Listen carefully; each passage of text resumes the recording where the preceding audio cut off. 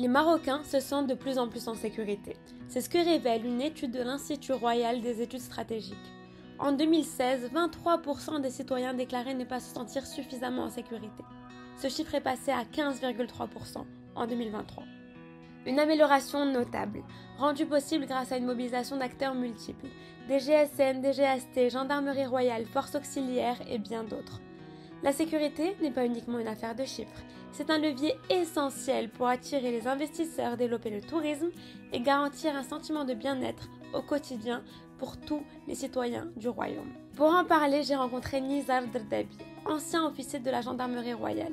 On explore les stratégies mises en place par le royaume pour renforcer la sécurité du territoire national, pour parler de terrorisme, de criminalité et de genre. L'épisode complet est disponible sur toutes les plateformes. Abonnez-vous pour ne rien manquer sur Kalimat. Kalimat. Bonjour à tous et bienvenue dans Kalimat. Aujourd'hui, j'ai l'honneur d'avoir Nizar Drdabi. Il se présentera mieux que je le présenterai, mais aujourd'hui, on est là pour parler de sécurité et répondre à la question simple qui est: est-ce qu'on est en sécurité au Maroc? Qu'est-ce que la sécurité?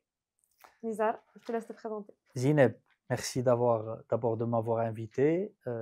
C'est un plaisir de participer à ton podcast que j'ai eu.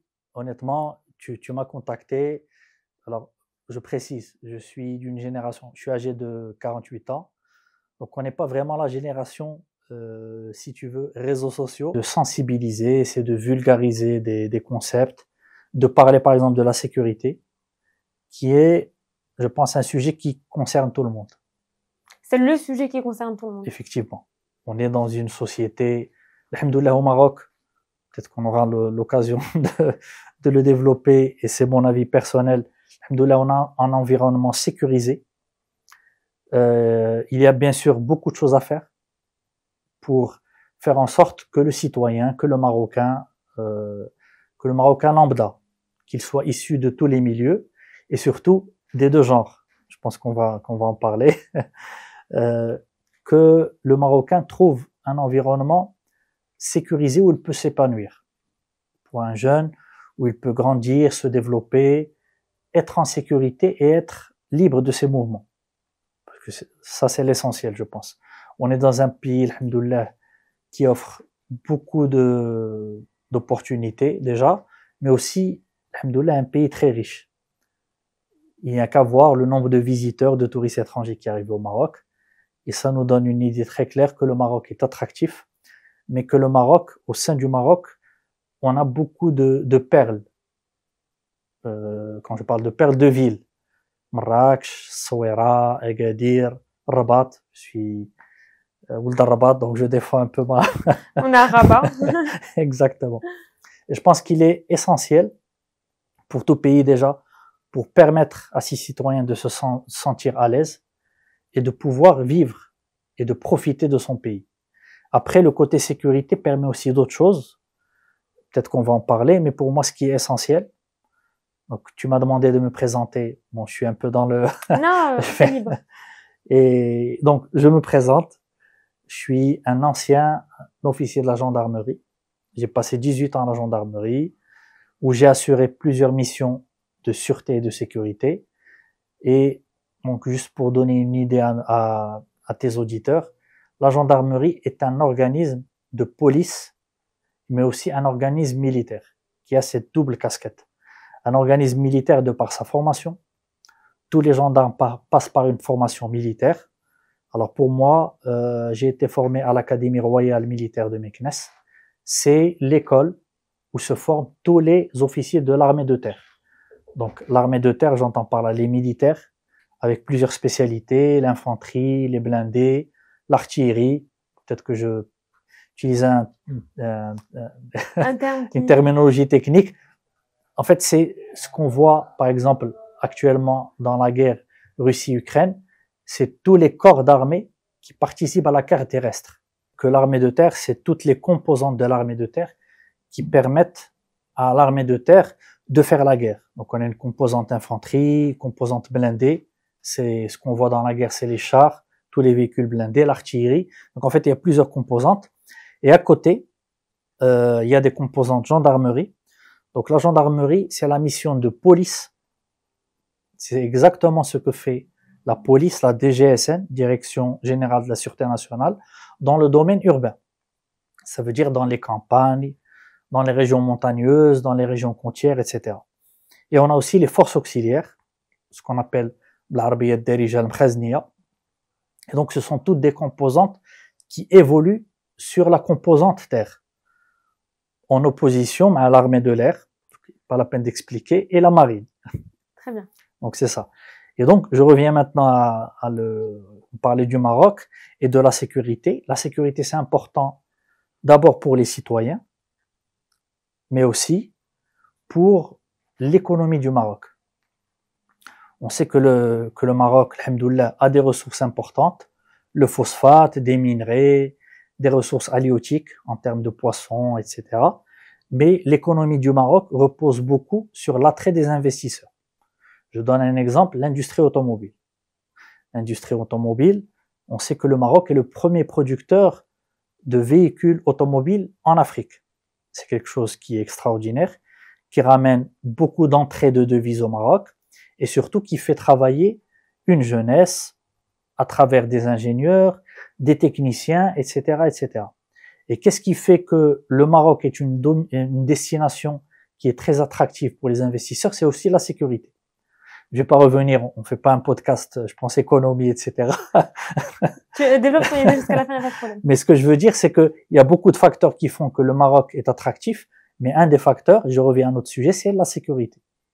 C'est-à-dire qu'un investisseur comme Renault, comme Peugeot Citroën, comme des investisseurs chinois qui investissent dans le domaine des batteries électriques, ils viennent au Maroc pour d'autres raisons, purement industrielles, techniques, mais aussi pour la sécurité. Donc si on devrait stratifier la sécurité, là on parle de sécurité en termes de stabilité politique. Exactement. Exactement. Et en termes d'attrait des investisseurs.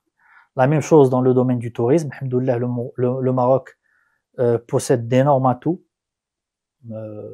Deux côtes, une côte atlantique, une côte méditerranéenne, des sites magnifiques, historiques, comme Chella, juste à côté. Bon, je vais pas faire le... Mais tout ça pour dire Marrakech, Agadir, la liste est longue. Mais s'il n'y avait pas de sécurité, si les touristes qui viennent au Maroc ne sentent pas un environnement sécurisé, parce que le touriste, qu'est-ce qu'il veut? Il veut juste venir, voyager et profiter. Et les touristes sont inquiets s'il y a du terrorisme. Malheureusement, c'est un phénomène, c'est une menace qui existe dans beaucoup de pays qui sont pas très loin, dans le sud, les pays du Sahel. Oui. C'est pas très loin, c'est des pays qui sont limitrophes. Et malheureusement, qui ont peut-être aussi beaucoup d'atouts. Enfin, je les connais pas, mais j'imagine que chaque pays a des atouts. Burkina, Nigeria. Exactement. Mais en fait, le problème pour eux, c'est la menace sécuritaire en général. Quand on parle de menace sécuritaire, c'est la menace terroriste, c'est la criminalité, c'est la délinquance, c'est les risques de vol, etc. Et le Maghreb, alhamdoulilah, c'est pas juste mon appréciation. Beaucoup de centres d'études en Europe, il faut le savoir, de chancelleries européennes, elles classent dans leur site que le Maroc est un pays. En fait. Exactement. Et le seul pays qui est jaune et qui n'est pas rouge. Exactement, Zine. Voilà, c'est tout. Et en fait, quand tu vois tu vas sur les sites internet des gouvernements occidentaux et que tu vois que le seul, il est jaune, hein, il est pas vert. C'est ça, ouais. Et jaune, je sais pas c'est quel attribut faudra chercher, mais tu vois, je trouve aussi que c'est assez contradictoire quand tu connais la sécurité dans les pays africains. Ça veut pas, tu vois, par exemple, moi j'habitais au Bénin. Je reprends cet exemple. Je me suis jamais sentie aussi en sécurité que quand j'habitais là-bas. Le nord du Bénin est une zone qui est soumise à du terrorisme, mais j'habitais dans la capitale économique qui est sur le littoral, sur la côte atlantique. Et à 3 heures du matin, tu es une fille toute seule, tu es en sécurité. À 3 heures du matin, tu es une fille toute seule à Casa, tu n'es pas en sécurité. À Paris, tu n'es pas en sécurité. Malheureusement. Malheureusement. J'aimerais commencer par te poser une question simple, qui est pourquoi tu as pris le choix de faire ces études et prendre cette voie-là? Alors, c'est vrai, c'est une question qui fait appel à mon... En fait, pendant que j'étais au lycée, je suis fils de militaire. Mon père était colonel dans l'artillerie.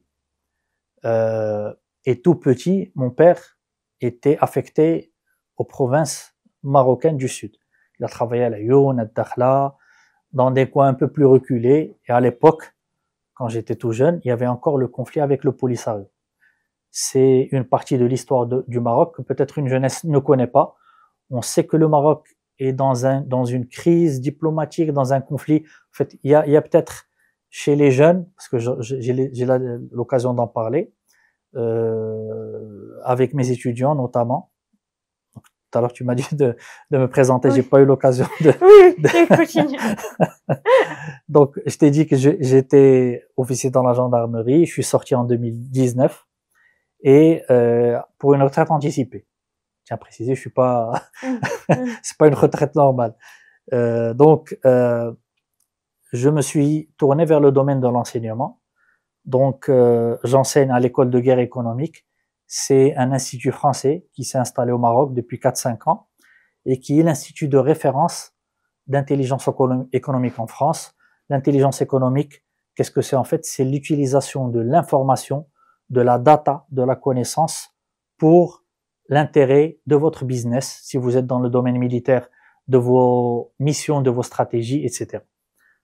Et en fait, on se rend compte, avec d'ailleurs l'apport des réseaux sociaux, que la data, que l'information est au centre de tout. On ne peut pas se passer de l'information. D'ailleurs, on est dans une ère d'infobésité.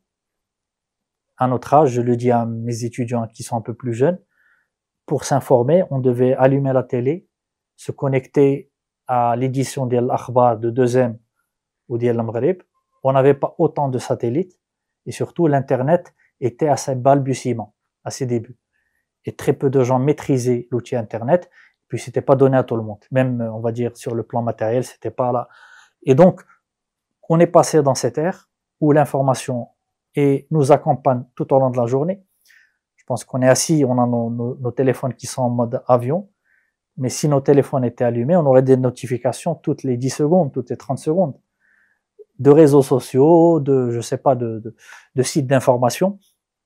Et donc, l'intelligence économique, l'intelligence stratégique, c'est savoir utiliser de manière rationnelle, de manière efficace pour nous, pour notre business, même dans notre vie courante, cette information. Très bien. Et donc, voilà, donc alors, peut-être tu vas me reprendre, j'ai la tendance, quand je parle, d'aller en profondeur dans chaque... C'est très bien, il n'y a aucun problème, il n'y a aucun problème. Donc voilà, donc je suis enseignant dans l'école de guerre économique, dans l'académie diplomatique du royaume, donc c'est les jeunes diplomates en fait qui sont recrutés et auxquels on donne une formation. Et le côté, je dirais, enseignement a toujours été très important pour moi. Parce que je pense que dans le cursus professionnel de chaque personne, il y a la phase apprentissage, on passe tous par cette case, on est d'accord? On apprend, on commence un métier, qu'est-ce qu'on fait? On essaye de pratiquer ce qu'on a appris et on essaie aussi d'entraîner notre esprit critique, on essaie d'apprendre de l'expertise, des compétences. Et je pense qu'à un moment de notre vie, on a ce devoir de give back. C'est-à-dire que si on a une certaine expertise, moi, alhamdoulilah, je l'ai eu grâce à l'État marocain, à l'institution de la gendarmerie, à laquelle je dois beaucoup, parce qu'elle m'a formé, elle m'a appris des connaissances, elle m'a appris un métier, et j'ai été au contact des populations marocaines. Et la gendarmerie, ce qui diffère la gendarmerie de la police, c'est que la gendarmerie travaille au niveau des milieux, des territoires ruraux, donc de la campagne. C'est super que tu en parles, ce serait l'occasion de définir l'écosystème des acteurs qu'il y a pour instaurer la sécurité au Maroc. Donc tu as parlé de la police, Khaznia comme tu les as appelés, les gendarmes, la DGSN, mais c'est quoi l'écosystème, qui fait quoi? Très bien, très bonne question, parce que même dans mon entourage, beaucoup de personnes, on reconnaît le policier, le gendarme par sa tenue, le Mkhazni aussi par sa tenue. Et parce que le policier, tu le connais, il est dans la ville. Et après, quand tu sors de la ville, tu sais qu'il y a le gendarme. Très bien. Après, tu sais qu'il y a les personnes qui s'occupent des services secrets, etc. Après ça, c'est le flou. C'est le flou. Bien. Alors, je vais essayer de définir un peu. L'architecture sécuritaire du Royaume du Maroc. Alors, chaque pays a son architecture sécuritaire. l'architecture sécuritaire du Maroc, on a, je vais dire, deux missions principales. La mission de défense, c'est-à-dire défendre le Maroc, les intérêts marocains, donc sa population, ses ressources stratégiques, ses villes, etc., face éventuellement à une attaque extérieure. L'armée, c'est ce qui permet de répondre à une agression. Par exemple, l'armée ukrainienne, c'est ce qui défend maintenant l'intégrité ukrainienne contre l'agression russe, sans rentrer dans des détails politiques et géopolitiques, etc. La même chose, le Maroc a besoin d'une armée pour défendre son territoire tout d'abord, et aussi défendre son développement économique. Je donne un exemple très clair. Le Maroc, alhamdoulilah, il est dans une dynamique diplomatique économique très successful, je vais dire. On le remarque d'année en année, le Maghreb, alhamdoulilah, attire de plus en plus de touristes, d'investisseurs. On a des projets très fédérateurs et surtout créateurs de valeur, le Maghreb. Pour de Tanger Med, etc. Et on sait qu'il y a une concurrence entre les États, qui est tout à fait logique et qui est dans la nature humaine. C'est-à-dire que quand un pays se développe, les pays qui sont à côté, s'ils ne sont pas alliés, si le Maroc développe le port de Tanger Med, c'est au détriment d'autres ports, par exemple. Et donc, on imagine que ces pays, il y a une concurrence économique, mais aussi une concurrence diplomatique. Et en fait, si on veut développer correctement son économie, on doit avoir les capacités pour se défendre contre une hostilité étrangère, qui peut être le fruit d'une jalousie, de beaucoup d'éléments. Et donc, le Maroc a les forces armées, avec ces trois composantes, l'armée de terre, l'aviation, donc c'est tout le domaine aérien, c'est les avions de chasse, etc., et la marine. C'est quoi le pourcentage du PIB qui va pour tout ce qui est militaire au Maroc? Au Maroc. Alors, c'est une colle. C'est une colle? T'as pas la stat à laquelle tu vas chercher? Je connais le chiffre. C'est 12 milliards de dirhams qui sont alloués actuellement. 12 milliards? Oui. Ok, je vais chercher. C'est intéressant juste pour savoir en pourcentage qu'est-ce que ça représente. Alors, c'est une très bonne question parce que, par exemple, pour l'OTAN, il y a très peu de pays qui parlent de cette donnée. Pour l'OTAN, on demande aux pays de l'OTAN qu'ils aient au moins 2% du PIB qui est, on va dire, réservé au domaine de la défense. Et quand on parle de 2% du PIB, ça englobe toutes les dépenses militaires. On parle derrière au Maroc des achats d'armement. Je pense qu'on a tous vu que le Maroc s'équipe d'avions F-16 américains, d'hélicoptères Apache, ça a été médiatisé, c'est les meilleurs hélicoptères qui se trouvent sur le marché de l'armement actuellement. C'est 4%. 4% au Maroc, oui. Et après, tout dépend de la politique de chaque pays et tout dépend des menaces. Les pays européens qui étaient aux alentours, en moyenne, entre 1 et 2%, avec la menace russe, ils ont tous augmenté leur défense, plutôt leurs dépenses. Et ce qui est tout à fait logique. Plus il y a une menace contre les intérêts de la défense, plus on doit acheter de l'armement, non pas pour, je vais dire, avoir une vision offensive, mais juste pour dissuader l'ennemi. Parce que c'est ça le rôle de la défense, c'est d'abord un rôle de dissuasion. Très bien. On ne s'équipe pas en armement pour attaquer les autres pays, ou bien pour se défendre contre la menace terroriste, on en a parlé, elle existe au Sahel, mais plutôt pour dissuader tout acteur extérieur d'agresser notre pays et de toucher à notre intégrité. Je trouve que c'est un sujet de l'armement, l'artillerie qui est très intéressant, surtout dans le contexte dans lequel on est, parce qu'on sait que c'est pas ce qui fait la paix. Malheureusement. Ouais. Malheureusement. C'était une parenthèse, je laisse continuer. Alors, donc j'ai parlé de la défense. On a après la sécurité. La sécurité, plutôt intérieure, elle est assurée par des services comme la police nationale. Maghreb, c'est la Direction Générale de la Sûreté Nationale. La DGSN. La DGSN, okay. Qui agit, en fait, on va dire, son périmètre d'action, c'est les villes et les agglomérations. Très bien. Le reste, à l'extérieur des villes, donc les campagnes, les montagnes, les littoraux, mais également les axes routiers. C'est la gendarmerie. Très bien. on le voit, tu trouves des barrages de gendarmerie, tu ne vois plus la police. C'est la même mission, c'est exactement la même mission, c'est une mission de sécurité publique, de sécurité routière, c'est-à-dire s'assurer que les gens ne commettent pas d'infractions, ne circulent pas à une vitesse trop grande, pour par exemple tout ce qui est transport, les camions, etc. Ils doivent respecter le code de la route. Alors à côté de ça, qu'est-ce qu'il y a? Il y a le domaine judiciaire. C'est-à-dire que si on a des personnes, des délinquants, des criminels qui vont commettre des infractions au code pénal, au code de la route, à différents codes, il y a là des instruments étatiques qui sont la police judiciaire. Donc il y a un crime, Allah yahfad, c'est des enquêteurs, soit de la police, soit de la gendarmerie, chacun dans sa circonscription, qui va agir, et le but, c'est d'arrêter tous les délinquants, les criminels, et de le présenter devant la justice. Et c'est aussi un rôle dissuasif. Imaginez si on n'avait pas des enquêteurs, etc. Qu'est-ce que ce serait? Ce serait le Far West. On est d'accord. Donc c'est ça le but de la police et la gendarmerie. Donc j'ai parlé de la police, on va dire. Il y a aussi un domaine préventif, ce qu'on appelle la police administrative. C'est le fait de vous circuler en ville, vous voyez des polices, des patrouilles de police. Oui. Pourquoi est-ce que c'est important? C'est que en montrant la force, d'abord on dissuade, mais en même temps on occupe le terrain.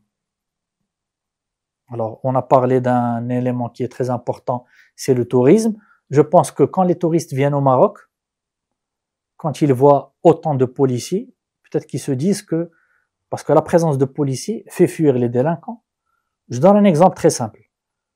Je vais souvent en France, j'ai eu l'occasion de faire 1 année et demie d'études là-bas. Quand on va dans les Champs-Élysées, on voit beaucoup de jeunes, on le sent, on sent qu'on n'est pas, et on ne sent pas suffisamment de présence policière. Au Maroc, on a les moyens, c'est une politique d'État, on met suffisamment de force pour montrer que il y a une situation sécurisée. Et que, malheureusement, dans tous les pays, après c'est un phénomène culturel, la criminalité, la délinquance, c'est un phénomène très difficile à percevoir. C'est pour ça qu'on a des sociologues, des criminologues, mais toujours est-il que plus on montre les éléments de police, etc., plus on peut avoir un sentiment de sécurité. Après, je sais pas est-ce que ce sentiment est partagé. Qu'est-ce que tu en penses? Alors, tu as commencé par dire que au Maroc, on est quand même un pays où on se sent en sécurité, etc. C'est vrai et c'est pas vrai. C'est vrai parce que on sait que quand tu n'as pas peur au Maroc qu'on te tue avec un pistolet parce que tu sais qu'il n'y a pas trop de pistolets, tu vois. Mais tu vas pas marcher tout seul le soir. Donc tu vois, si on faisait une sorte de grille et qu'on stratifiait les choses, qu'est-ce qu'on peut faire et qu'est-ce qu'on peut pas faire? Tu vois, moi j'ai grandi en sachant que je ne sors pas, j'habitais dans un quartier résidentiel, je ne peux pas sortir de chez moi sans voiture. Maintenant, j'habite en dehors de la ville et j'habite dans un endroit super. Il y a énormément de fermes à côté de moi. En fait, j'habite en dehors de Marrakech, et il y a beaucoup de fermes à côté de moi et c'est magnifique. Tout est goudronné, tu peux marcher, etc. Mais tu ne peux pas marcher là-bas. Donc, tu ne peux pas être habillé comme tu veux. Tu ne peux pas sortir marcher quand tu veux. Tu ne sors pas le soir toute seule. Tu vois, par exemple, j'habite sur une route nationale. Mes parents, ils me disent le soir, moi, j'ai trop peur qu'il y ait un problème dans ta voiture et que que quelqu'un t'arrête et que si c'est terminé. À côté de chez moi, un jour, on a arrêté quelqu'un. Il y avait un couteau bhalaka et on l'a menacé. Tu vois, donc tu sais que toutes ces choses, tu peux pas les faire. Mais en parallèle, c'est ça qui est assez particulier.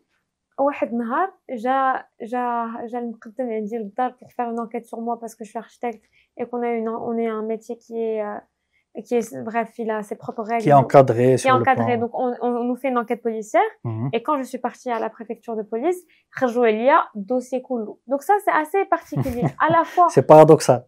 C'est paradoxal. Tu te dis on connaît tout de moi. كاينه المراقبه بزاف. Exactement. Énormément. من المقدم حتى رئيس الجماعه. On sait qui tu es, où tu habites, qu'est-ce que tu fais. On est connu, tu vois, c'est avec le stéréotype d'elle. j'ai une image en tête de Tbergik, des indiques, entre guillemets, et des gens qui disent Hada ou Qada, et tu vois, j'ai l'impression que c'est le stéréotype qu'on a sur notre pays. On a une bonne lutte antiterroriste parce que il y a, tu vois, je le dis avec beaucoup d'humour. Bien Je sûr. n'utilise pas de termes scientifiques, mais voilà. Donc, on sait ce qu'on peut faire, mais on sait ce qu'on peut pas faire. On a des choses qui nous font peur et des choses qui ne nous font pas peur. Ce sentiment de sécurité, paradoxalement, moi j'ai beaucoup en France pour le travail, je me sens beaucoup plus en sécurité au Maroc qu'en France, mais pour moi c'est par des questions racistes et parce qu'il y a une criminalité qui est plus importante dans les grandes métropoles plutôt qu'à Marrakech par exemple. Et ce sentiment de sécurité a augmenté avec le temps. De plus en plus le Maghreb, je trouve en tout cas qu'on se sent en sécurité. Ce qui est bien, c'est qu'on sait qu'il y a des efforts qui sont mis en place. Maintenant, tu vois quelle est notre stratégie et nous, vers quoi on veut tendre. À quel moment on va se dire c'est bon, maintenant moi je suis en sécurité, et c'est quoi le projet qu'on a pour la sécurité au Maghreb? C'est une question fondamentale. Je pense qu'il faut beaucoup de réflexion pour répondre à ta question, mais je peux te donner mon avis par rapport à mon expérience. Tu sais que un ancien militaire, un ancien gendarme a un devoir de réserve, mais toujours est-il que je peux m'exprimer sur des éléments pour une simple raison, que les institutions étatiques s'expriment sur ces questions. Et le but de la police, de la gendarmerie, de l'armée, du ministère de l'Intérieur, ils sont au service du citoyen. Ça, on est d'accord. Au service de la sécurité du citoyen. Et il est très important de communiquer sur cette question.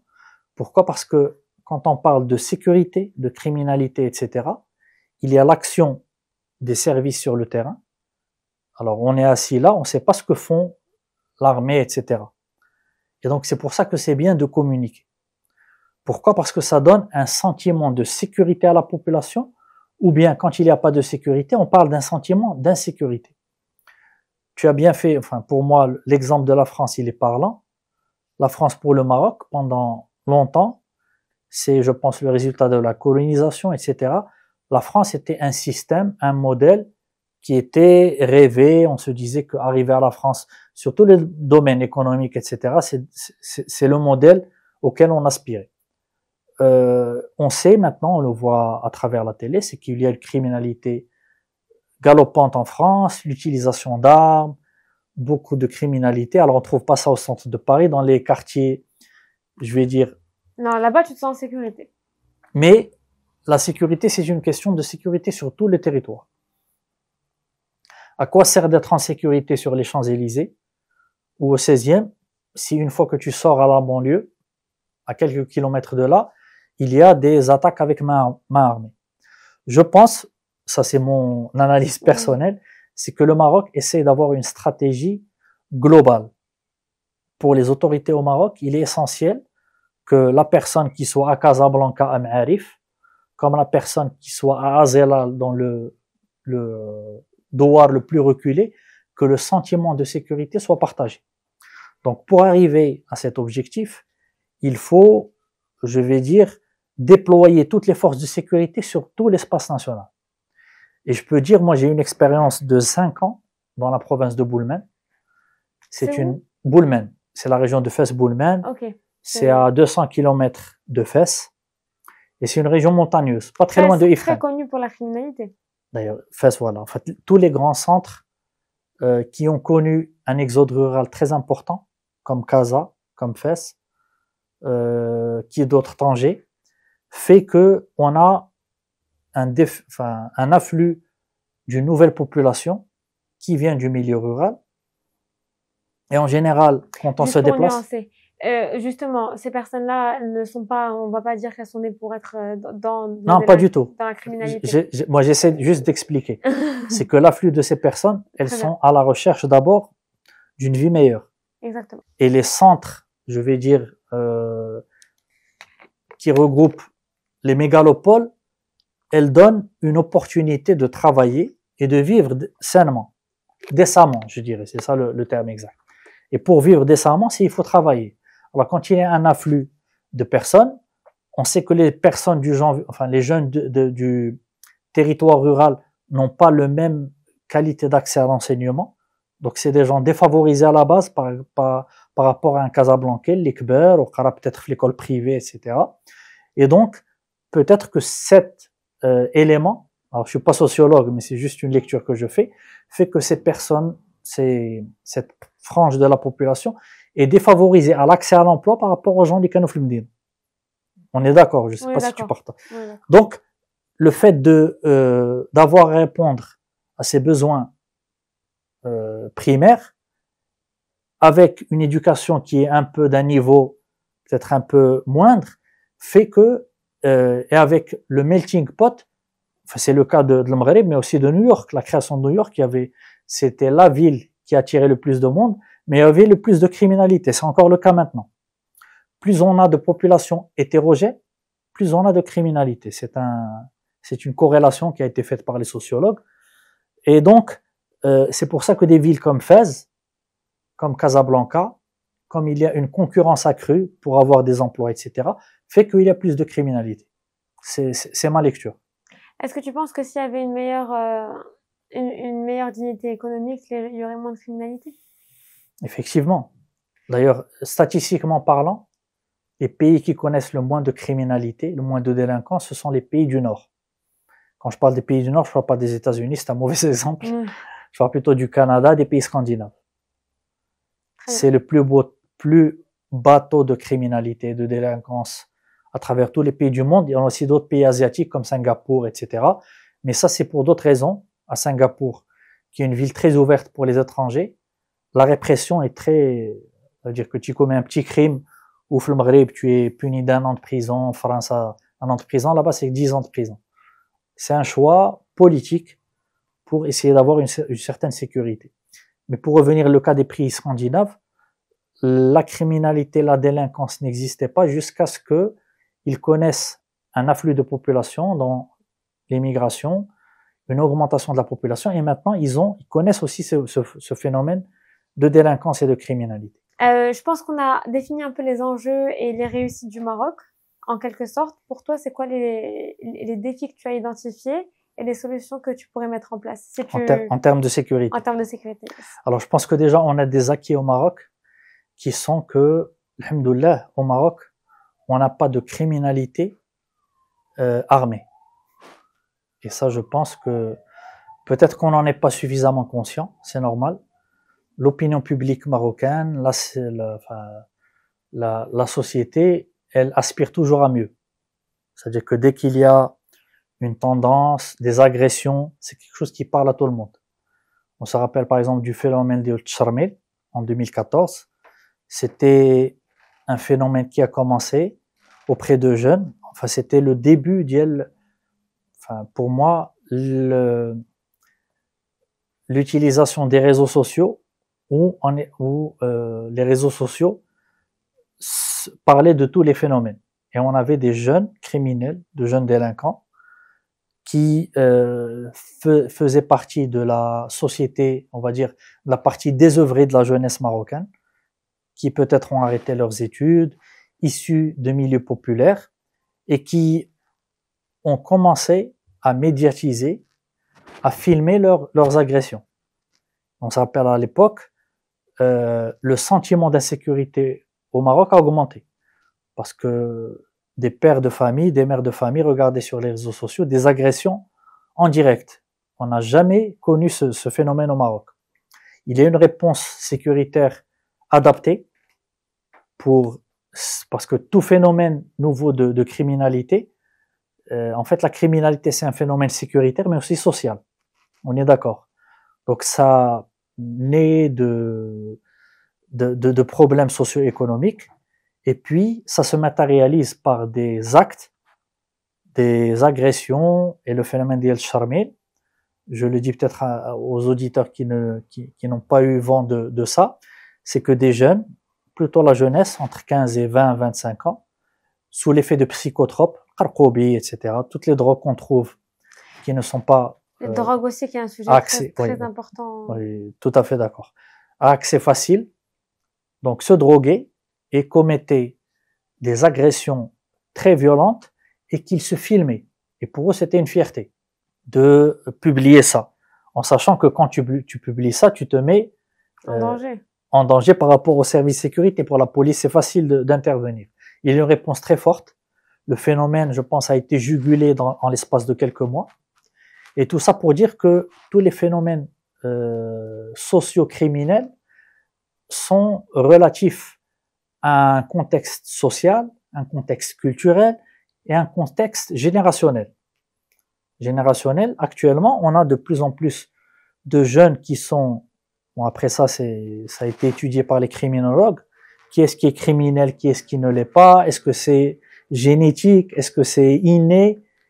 En fait, il y a beaucoup de raisons derrière ça, mais en fait, les criminels s'adaptent à l'ère du temps. Actuellement, un criminel a plus de facilité s'il a une connaissance des instruments numériques, des logiciels, etc., d'être un hacker.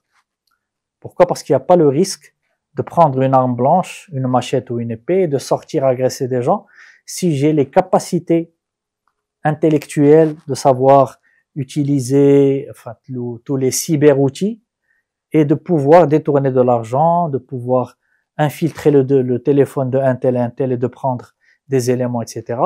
Donc tout ça pour dire que le phénomène criminel est culturel et répond aux évolutions actuelles, aux évolutions technologiques, aux évolutions humaines et sociales. Mais donc, en termes de défi, pour toi, c'est quoi le défi pour le Maroc actuellement en termes de sécurité? Alors clairement, le premier défi, c'est un défi mondial, c'est le défi du terrorisme.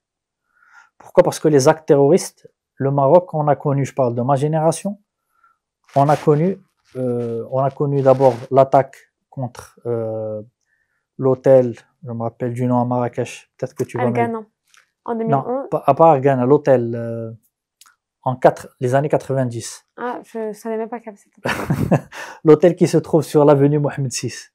Atlas Amadil peut-être. Oui. C'est pas le Marrakech? Non, pas le Marrakech. Ah non, c'est sur Mohamed VI, non, je sais pas.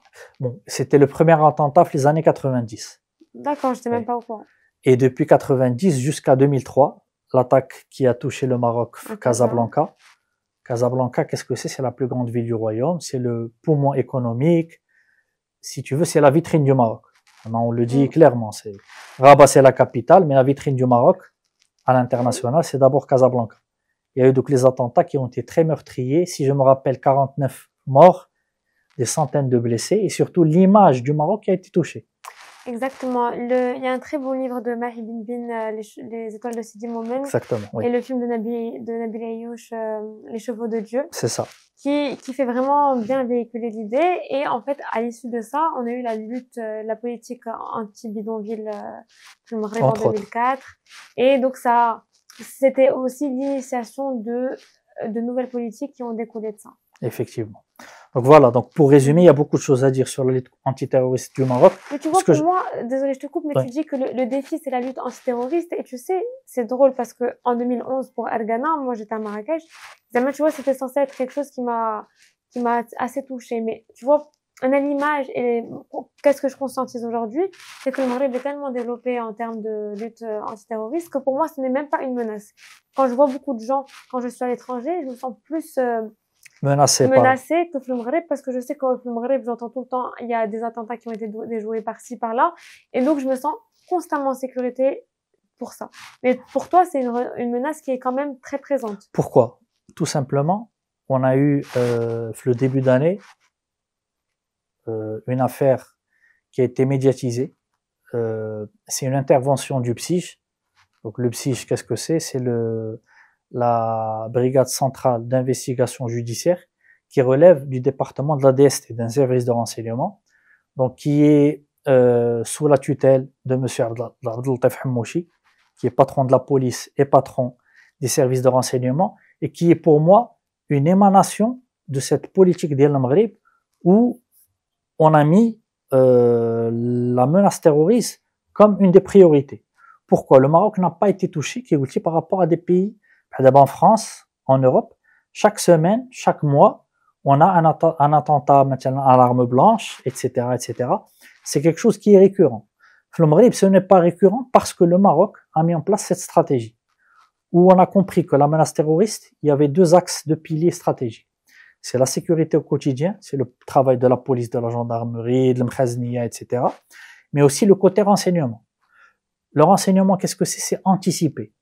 C'est ne pas attendre que la cellule terroriste vienne maintenant de Syrie, ou bien c'est des jeunes Marocains désœuvrés qui commencent chaque jour à suivre des sites, on va dire, de recrutement des cellules djihadistes, en fait, on parle là de processus de radicalisation.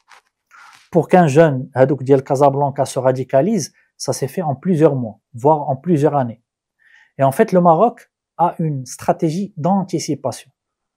Ça veut dire, ils vont s'armer, préparer des explosifs pour intervenir. Je les suis depuis le début.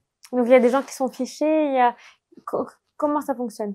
Alors, le côté sécuritaire, je peux pas vous donner les détails parce que moi, je le connais pas, mais c'est une politique d'anticipation, de surveillance territoriale.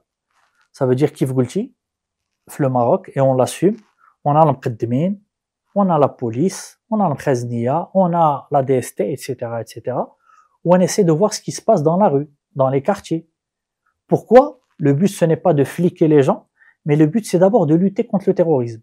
Parce que le terrorisme, qu'est-ce que c'est? C'est un phénomène insidieux qui commence les sous-bassements de la société et qui profite, je dirais, des faiblesses des gens.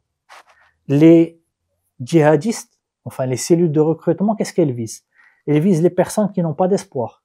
Une personne qui est orpheline, c'est forcément une personne émotionnellement qui est faible, qui est instable, qui répond rapidement si on leur tend la main, des jeunes. Vers une cause qui, elle, est plus grande que lui. Exactement. Donc, au Maroc, on a compris que la lutte contre le terrorisme se faisait d'abord sur je dirais, l'espace socio-éducatif, économique du royaume. Et d'ailleurs, c'est pour ça que le royaume, sous orientation d'Sa Majesté l'Ansoro, a d'abord misé sur l'INDH. On en a parlé en off, je sais que tu es très engagé sur le domaine associatif. Le Malik Mohammed Sadis l'Ansoro a beaucoup investi depuis le début de son royaume sur le domaine socio-économique, dans les campagnes, etc., pour ne pas mettre, alhamdoulilah, le Maroc avance rapidement sur en termes d'infrastructures économiques, etc. Il ne faut pas mettre une partie de la population à la marge, parce qu'ils n'ont pas accès à l'Arabia, ils n'ont pas d'université, etc. Donc, c'est pour ça que l'INDH est très important. L'INDH qui est très présent à l'échelle du territoire. C'est-à-dire, d'abord, permettre à des enfants de population désœuvrée d'avoir un accès à l'éducation, mais aussi à des femmes de combler des lacunes, etc. C'est rassurant quand tu dis ça, ça veut dire que la lutte antiterroriste n'est pas juste une lutte de la sécurité ou de la violence ou autre, mais c'est une lutte qui est sociale et qui est économique. Exactement. Et donc, vu qu'il y a cette double approche, ça permet de se dire, donc c'est une vision qui est plus long-termiste et je te dirais encore plus, Zineb, que c'est une stratégie pensée au plus haut niveau du royaume, donc au niveau d'El Sidna, mais aussi de tout le gouvernement, pour apporter une réponse multidimensionnelle.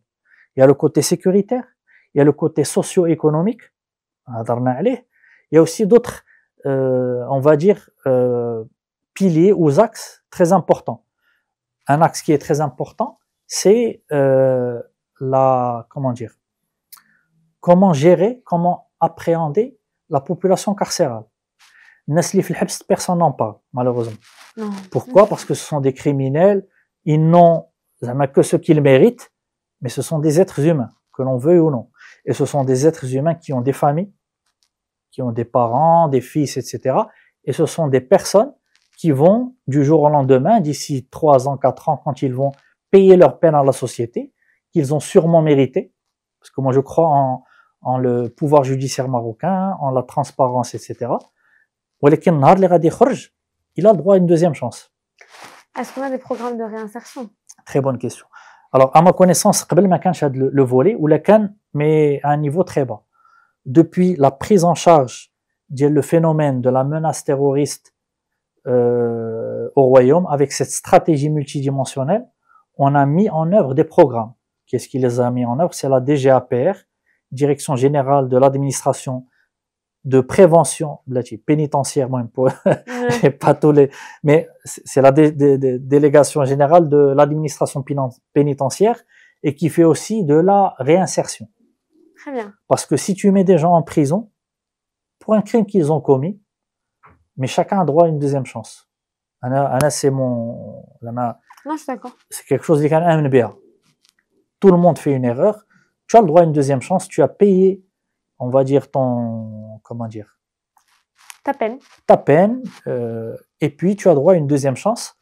Et le rôle de la prison, c'est d'abord ne pas laisser هذوك الناس اللي كيدخلوا في الحبس sous l'emprise des terroristes, parce que le terrorisme, c'est d'abord une idéologie. Avant d'être un passage à l'acte, on pense d'abord toujours terroriste, c'est quelqu'un qui va venir et s'exploser. Mais avant, c'est quelqu'un qui est, comme tout être humain, qui a son intelligence et qui a un but politique et idéologique. C'est recruter, c'est endoctriner des personnes. Et le milieu pénitentiaire, il est très favorable à ça. Pourquoi? Pour une raison très simple. Ils se sentent rejetés de la société. C'est des criminels. Il est très facile de les instrumentaliser. Et si l'administration ne leur donne pas, d'abord, ne les protège pas de qui sont très dangereux, parce qu'un prédicateur, terroriste, c'est quelqu'un qui a été formé pour influencer, pour manipuler. Donc si tu le mets en contact dans sa prison, dans sa cellule, tout le jour avec une personne qui est là, qui est formée pour le... Alors, on est tous... Donc, ce que tu dis, c'est que ces gens-là, les terroristes, sont dans les prisons aussi. Bien sûr. Quand ils sont arrêtés, on les met dans des prisons. Ah, mais oui, mais c'est il vrai. faut... Eux aussi, ils sont arrêtés, eux aussi, ils vont en prison. Il faut les protéger, il faut protéger. Mais donc, ils sont mis à part. Comment ça fonctionne? Il y a toute une stratégie. Au début, ils étaient mixés. Ah, c'est hyper après... intéressant. J'ai envie de savoir. Et après, la direction, la DGAPR a compris que le mix fait que des personnes, en général, la moyenne des gens qui sont en prison, c'est des gens dont le niveau intellectuel n'est pas très élevé. Qui a la criminalité en col blanc, en col bleu, il y a très peu de personnes qui sont arrêtées qui ont un haut niveau d'études, etc. C'est plutôt les milieux défavorisés. Violeurs, agresseurs, etc. C'est des gens qui ne connaissent pas. On est d'accord. On est d'accord. Et Adnes, ils sont facilement influençables. D'abord parce qu'ils se sentent le sentiment d'injustice, parce que toute personne ne reconnaît pas ses torts. Tu es le habs, tu dis راه ظلموك, انت راه تكرفسوا عليك, وفلان ولد فلان راه كون دار داكشي اللي درتي انت, il n'aurait pas la même sentence. Donc c'est tout un travail, si tu veux, d'influence et de manipulation. Et donc, il y a une politique au Maroc. Tu as parlé d'insertion tout à l'heure, je réponds d'abord à ta question. Il y a un programme, d'abord, pour éduquer les gens à le danger, et aussi de leur donner un programme de réinsertion. On leur donne des cours pratiques, on va leur apprendre un métier. À quoi ça sert? Récemment. C'est magnifique. Où est-ce qu'il a appris son métier? La prison de Taroudant. Parce que imagine quelqu'un qui a passé à la prison, quel que soit le crime leader. Si tu le réinsères pas, تكرفس على داك السيد وتكرفس على la société. On est d'accord? On est d'accord. Tu dois lui donner au minimum les moyens pour assurer une vie digne. باش ما يعاودش الا بغيتي ما يعاودش يسرق خصك تعطيه un métier, تعطيه une compétence, etc. et qu'il sente que Doula ne le rejette pas, ne le met pas à la marge de la société. Très bien. Est-ce que tu as une idée de qu'est-ce qui se passe d'un point de vue pénitentiaire dans Zama, ça représente combien de personnes de la société, comment ils sont traités, comment ça se passe, un peu la chaîne de valeur. Et est-ce que donc les terroristes, ils sont pas mixés maintenant, ils sont mis tout seuls? Alors, je sais pas s'il y a des statistiques, mais quand j'étais enquêteur, on a fait beaucoup d'interrogatoires de personnes qui sont déjà en prison. D'accord. C'est-à-dire qu'on a une affaire dans un trafic de stupéfiants et un des éléments, il est en prison et je dois aller l'interroger. Donc, je suis rentré plusieurs fois dans la prison marocaine. C'est un univers carcéral comme tous les univers carcéraux au monde, qui est un univers punitif. C'est pas l'hôtel. On est clair. D'accord. Parce que s'il est درتي l'hôtel, اي واحد غادي يقول نشفر ونضرب باش نمشي ندخل l'hôtel. D'accord. Donc c'est un univers qui est un peu, je dirais, sobre. Ouais. ولكن on donne les droits aux gens. Ça veut dire ياكل مزيان. يكون عنده les droits primaires ديالو, sa dignité, etc. Mais effectivement, les personnes qui ont fait des crimes terroristes sont des personnes fichées dangereuses. D'accord. Qui vous goûte lick, parce que si tu le mets au sein d'autres criminels, il peut les influencer. Il a les moyens, si tu veux, intellectuels, les moyens cognitifs pour influencer les gens. Qu'est-ce qui s'est passé après 2003? En résumé, il y a eu plus de 1000 personnes qui ont été jugées pour actes terroristes. Ça veut dire qu'il n'y avait pas uniquement les gens qui ont fait les opérations. Tout l'écosystème autour. Allah ya'tak saha. Tu as utilisé un terme plutôt business. L'écosystème, je vais l'expliquer qu'est-ce que c'est. Ce sont donc les imams, les prédicateurs, parce que pour avoir donc les 10 ou les 15 auteurs d'attaques terroristes, on a ciblé une grande population. Tu lances un message et tu as des gens qui adhèrent à ce message. Et ces gens, c'est qui? C'est des prédicateurs. Tu connais d'ailleurs c'était des mosquées clandestines, etc., où ils donnent un faux message d'Al-Diyana al-Islamiyya. Il faut savoir que l'islam, c'est une religion très tolérante, et le madhab ديال المغرب c'est le madhab المالكي. كاين 4 المذاهب: wahhabisme, le malikisme, et les deux autres, je les ai pas en tête. المهم hanafisme et un 4e courant. Et le madhab al-maliki, اللي في حنا المغرب, l'Afrique du Nord, c'est le madhab le plus tolérant. C'est l'ouverture de l'islam, ce n'est pas l'application des textes, etc., ce qui a lieu dans d'autres pays, mais كاينش في المغرب. Et donc, le discours qui a été propagé par هاد الناس هادو qui ont manipulé les gens qui sont passés à l'acte en 2003, c'était un discours beaucoup plus violent, beaucoup plus agressif. Donc ça ne correspond pas à notre culture, ça ne correspond pas à notre école religieuse, si tu veux, notre mouvance religieuse. Et donc le Maroc a dû faire, quand je parle de Maroc, le gouvernement marocain, l'État marocain, a dû faire un effort de sensibilisation et d'éducation. L'islam, c'est pas notre islam. Ce qui s'est passé à Emile, c'est affreux. Quand on a tous appris ça, est-ce que c'est dans notre culture à nous? Non, loin de là. Pour moi, on a des années-lumière de ça. Pour moi, ça, c'est pas un acte qui est religieux. C'est dit au nom de la religion, mais ça n'a rien à voir avec la religion. Ça a de fait. Vraiment. Et tu es Marrakchi, je pense que tu as vécu ça de plein fouet. Oui, les attentats d'Ergana. Et surtout, tous les attentats sont affreux. Mais quand tu apprends que 2 touristes, pacifistes, تيتساراو في الجبل, جيتي قطعتي لهم الراس, où est-ce qu'on peut puiser ça dans comment je dirais, dans une justification religieuse? Non, ça n'a pas de sens. Ce n'est pas dans notre religion, ce n'est pas dans notre tarbiya dialna, et malheureusement, quand on a vu le profil dialna, c'est des gens qui n'ont pas une ouverture, ils ont un niveau culturel très... Et c'est des gens, je pense, qui sont issus des milieux défavorisés et qui sont ciblés par les groupes terroristes. C'est très intéressant que tu parles de cette question du rural. D'abord, ce que le ministère des Habous et des Affaires islamiques fait, c'est que Muharabat al-Oumiya, elle suit en fait le ministère des Affaires islamiques. Bien sûr, bien sûr. Et dans le rural, ce sont des morshidat qui font l'alphabétisation, justement pour avoir le contrôle sur ce qui se passe. Et ça, c'est très intéressant parce qu'en fait, tu te dis vraiment c'est multidimensionnel. Et ça, c'est vraiment intéressant. Après, est-ce que c'est lié à Emile? Je sais pas. Mais tu sens que donc qu'il y a, que l'État est présent. Il y a une volonté de mais aussi une volonté d'éducation. Bien sûr. Il y a le volet éducatif. Mais après, en fait, c'est d'abord le contrôle sur comment on t'apprend l'islam.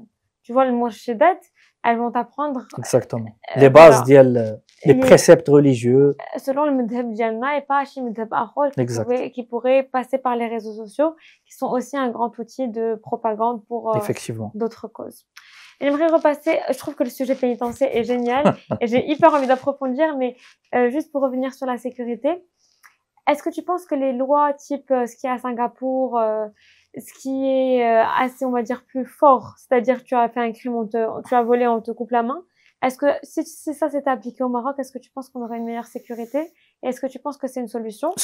Ou sinon, je te fais l'opposé, c'est justement, nous, on part du principe que la sécurité, c'est un sentiment de bien-être. Et nous, si on arrive à avoir le bien-être pour tout le monde, alors on n'a plus besoin de policiers. Anna, à mon avis, c'est quoi notre projet personnellement, avec mon expérience, la sécurité, c'est le résultat de deux choses. Okay. C'est l'éducation. Quand je dis l'éducation, j'englobe tous les, tu vois, les à l'école, dans la famille. Dans la famille, c'est très important. D'abord en France, je reviens toujours malheureusement à la France parce que on suit soit les médias arabophones, soit les médias francophones. Et notre modèle, enfin, pas notre modèle, notre référentiel, c'est la France, parce qu'on regarde les chaînes françaises, etc. Ce qu'on voit actuellement en France, c'est qu'il y a une multiplication de la criminalité, la délinquance. On voit des jeunes aller tuer sur les réseaux sociaux parce qu'ils sont payés par les réseaux, les mafias des narcotrafiquants. Le Maghreb, à mon avis, il faut jouer sur le côté éducatif. C'est très important. La sensibilisation. Et la sensibilisation repose sur quoi? Sur les valeurs religieuses. Alhamdoulilah, on a une religion qui est, les préceptes de l'islam, si tout le monde les suivait, une civilisation, pas que sur le point de vue sécuritaire, mais qui serait très prospère. Donc c'est la culture, c'est la civilisation, c'est la religion, et il y a le côté répressif. Parce que la psychologie humaine fait que quand tu ne punis pas, en fait c'est un message que tu donnes aux gens mal intentionnés. La punition peut être chez des jeunes qui sont, dans le côté pervers peut-être, enfin, je pousse un peu, mais je suis pervers, il est un peu le côté un peu, peut-être que chez des jeunes qui sont hypersensibles, etc., la punition elle est un peu mal vécue, mais quand on parle d'une société, la punition c'est quoi? C'est l'exemple. Tu donnes l'exemple, il y a un cadre commun. Vivre en société c'est quoi? C'est des lois, c'est des règles, et c'est un cadre, je dirais moral et éthique à respecter. L'idéal serait que tout le monde le respecte. Voilà, l'être humain est fait qu'on a des gens qui sont pervers, on a des gens qui sont mal intentionnés, on a des gens qui sont défavorisés, qui sont faibles, qui sont malades. Là, ça. Et donc tu as toujours dit que, pas pour tout le monde, mais dit que la voie d'elle, je veux me faire de l'argent et réussir, si on ne fixe pas un cadre légal, éthique et moral, et s'il n'y a pas de sanctions, il n'y a aucune société dans le monde qui ne fait le régime des sanctions. Après, il faut se poser la question, où est-ce que je vais placer les curseurs? Et là, je réponds à ta question. Je fais les sociétés de Singapour où c'est très rigide, on le sait. Saoudia, où tu voles, on te coupe la main. Je ne les juge pas. Chacun, je suis ancien sécuritaire, je ne juge pas parce que chaque société, je ne pourrais juger la société saoudienne ou américaine, il est HVA, et où j'exercerai ma pratique de police judiciaire. Et tu comprends beaucoup de choses. Mais pour moi, la société marocaine est profondément tolérante. D'abord le caractère religieux. On est tolérant à al-Brani. On n'est pas un pays. C'est ancré dans notre culture et dans et un qui est dans une sphère, je vais dire familiale tolérante, où il y a des interdits qu'il faut pas dépasser. C'est très clair. Et il faut les respecter. Et si tu les respectes pas, tu es puni. Mais on est tolérant. On accepte la faiblesse humaine. Et surtout que ça c'est les can MNBA, chacun a droit à une deuxième chance. À part si tu es violeur, tu es terroriste. Donc pour moi c'est des gens qui sont pas, où il y a un problème. Tu vois par exemple la peine de mort. Tu vois c'est ça c'est le curseur. Elle n'est pas abolie actuellement au Maroc, mais elle n'a pas été utilisée depuis les années 80. Il y a des limites. Pourquoi peut-être le Maroc, peut-être la dernière fois que ça a été utilisé, le Hajj Tabt. J'invite les auditeurs les plus jeunes à voir ce qu'a fait le Hajj Tabt, a fait des choses horribles. C'est un commissaire de police qui profitait de son pouvoir pour violer des jeunes filles, pour exercer des sévices. C'est très moche. Il a fait ça quand? C'était quand? Les années 90, début des années 90. D'accord. Je pense que c'est le dernier, peut-être que je me trompe, c'est le dernier qui a subi la peine de mort. Pour moi, c'est juste une peine dissuasive. Tu montres parce que pour moi, le type, c'est pas les Hitler, ou là, c'est des gens qui sont détraqués, et plus que ça, parce que tu profites de ton poste de pouvoir pour faire des atrocités qui ne sont pas acceptables, là, ni culturellement, ni socialement, ni religieusement, ni pénalement, ni tout ce que tu veux. Donc peut-être que le Maghreb, on a un référentiel religieux qui inscrive la Constitution. On est un pays, la Constitution, on s'inspire de pour ne pas utiliser les termes peut-être malades, le référentiel religieux et aussi juridique de l'islam. L'islam qui halal انك تقتل الناس qui s'adonnent à de pareilles pratiques. Mais le Maroc a cessé d'exercer, il n'y a pas eu d'exécution depuis, je pense, le Hajj Tabt. Mais c'est bien, je pense, ce n'est que mon avis, d'avoir comment dire, l'épée de Damoclès. C'est-à-dire qu'on est une société tolérante. Et d'ailleurs, ça se voit dans le Maghreb. Non, pour moi, on est par essence, on est des personnes tolérantes par rapport à... Et même l'exercice de la loi des policiers, je pense que dans le Maghreb, tu peux... Les femmes s'habillent peut-être avec plus de liberté. On peut faire beaucoup de choses. On le voit avec les festivals dernièrement. On est un pays très ouvert. Mais il y a cette épée de Damoclès où si tu touches à des choses inhumaines, il y a la sanction. Et pour moi, je ne parle que pour moi, je pense que l'esprit des criminels, ça joue. Très bien. On n'est pas les États-Unis. Les États-Unis tuent, je pense, chaque mois, je ne sais combien de... Et je ne les juge pas. C'est ça parce qu'ils ont un contexte, si tu veux, culturel, humain, etc., qui est différent. Ils ont des armes en libre circulation, etc. D'ailleurs, il laisse la petite parenthèse. On a discuté en off hier. Vas-y. Quand on parle de sécurité au Maroc, le Maghreb, alhamdoulilah, pour moi, je parle avec mon expérience. J'ai été 19 ans à la gendarmerie. J'ai fait beaucoup de formations et de rencontres, échanges avec des services européens et africains où on échangeait les bonnes pratiques. Donc, concrètement, comment on gère la criminalité, etc. Et dans beaucoup de pays africains, ils me disaient que chaque jour, ils sortaient avec des gilets pare-balles. Parce que chaque jour, quand ils allaient confronter les trafiquants de drogue, les braqueurs... Dans les pays africains. Le Ghana, le Nigeria, l'Afrique du Sud, j'en parle même pas. Oui. Mais quand mais vraiment, et on parle statistique. Je leur disais qu'une statistique, 0 crime par an, les armes à feu. Tu vois que c'est pas possible. Est-ce que vous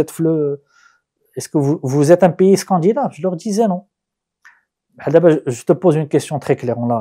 Quand est-ce que tu as entendu le dernier crime par an à feu au Maghreb? On en a parlé hier, c'était la crème Marrakech. Ça remonte à combien? 2020 ou 2018? Peut-être. Il y a 4, 5, 6 ans. Ça a été terrible, tout le monde a été choqué. Au Maghreb, on n'a pas l'habitude d'avoir un règlement de compte des trafiquants ou des braqueurs ou des criminels. Ils tuent une personne dans un lieu public. Ça n'existe pas au Maroc. Non. On a des agressions avec armes blanches, mais on n'a pas de règlement de compte. Les trafiquants au Maghreb, on a un trafic de drogue au Maghreb comme tous les pays, mais les armes à feu. Et ça, ce que je dis avec des gens avec lesquels je discute, alhamdoulilah, c'est un acquis qu'on a au Maghreb. C'est un acquis grâce à notre législation qui est très dure contre la possession d'armes. Ça veut dire que le trafiquant, il trafique le trafic de drogue, toutes sortes de drogues confondues. S'il le fait avec l'usage d'armes, au lieu d'avoir 4 ans de prison, il va avoir 15 ans. Donc il se dit, Allahumma je fais du trafic de drogue. Parce que le trafic de drogue au Maroc, qu'est-ce que c'est? C'est juste passer la marchandise en essayant de la cacher dans des tomates, dans des camions qui produisent. Ce n'est pas le trafic de drogue qui est en France, où tu as dans des quartiers des groupes criminels avec des armes à feu. Ce n'est pas le trafic de drogue qui existe en Amérique du Sud. Ce n'est pas le trafic de drogue qui existe au Nigeria, qui est un pays africain, qui n'est pas très loin de nous géographiquement. Et quelles sont les drogues qui tournent le plus au Maroc? Et comment, le Maroc, est-ce que c'est un pays de transit? C'est un pays d'achat? Quelles sont les drogues qui sont le plus consommées? Est-ce que tu as une idée sur ça? Bah oui, c'est une question qui est bien sûr propre. Enfin, elle a sa place, tout simplement parce que le Maghreb, on le sait, c'est qu'une partie du royaume fleurif historiquement quand la production de cannabis. Encore aujourd'hui, qui est légal. Il faut savoir que c'était historique. C'est dû à des considérations, je vais dire, géographiques, parce que dès que le climat tmak, le terrain est favorable à la production de cannabis. Et pendant des années, des décennies même, il y a eu une production de cannabis au nord du Maroc. Pour lutter contre le cannabis, pour la production il faut savoir que le trafic de drogue, les agriculteurs, ce sont pas ceux qui profitent le plus. Les plus gros revenus, c'est pas l'agriculteur. L'agriculteur, il fait pousser le cannabis, il le vend à des trafiquants qui vont transformer la plante en pâte. Et puis qui vont faire vraiment ce qu'on appelle le trafic. Ça veut dire l'envoyer vers le nord en général, vers l'Europe, qui est un des plus gros marchés de consommateurs. D'accord. Le Maroc a compris que c'était un phénomène social et économique. Ça veut dire qu'une partie de la population qui vit le nord du Maroc n'avait pas d'autre culture alternative qui rapporte autant. C'est une population qui est enclavée. Tu connais très bien la population qui est au niveau des Esni, etc. Et qui n'avait pas d'alternative, qui n'avait pas accès, si tu veux, à des sources de revenus et surtout à essayer parce que le but de chaque activité, c'est être ambitieux, développer son activité, etc. Ça veut dire que si on leur enlevait la culture, les cultures alternatives étaient difficiles à avoir et n'avaient pas le même revenu. En particulier avec le passé historique du RIF. Effectivement. C'est pour ça que le Maroc, je pense que la politique qui a été faite par le gouvernement, par les autorités, a été comme le cannabis peut avoir des propriétés relaxantes, etc. Exactement. Utilisé dans le domaine médical, dans le domaine cosmétologique, etc. Qui permettait aussi au Maroc de profiter de cette activité avec des taxes, etc.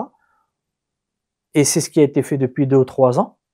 Alors, il n'empêche qu'il y a encore des trafiquants qui profitent de cette manne, ce qui est tout à fait logique. Les trafiquants sont là pour avoir le plus de bénéfices. Mais c'est culturel. La consommation est culturelle. Elle fait partie de... Effectivement. Je trouve ça dans toutes les strates de la société et tout le monde consomme. Effectivement. Mais je pense partout. Société. On peut faire un podcast sur l'usage des drogues. L'usage des drogues, il existe depuis tout temps. L'opium a été utilisé depuis des millénaires. Le cannabis, je sais pas, j'ai pas de référence historique. Mais toujours est-il que quand on donne une alternative à ces personnes, beaucoup de familles dans le nord, dans le Rif, auraient voulu avoir des sources de revenus décentes et halal.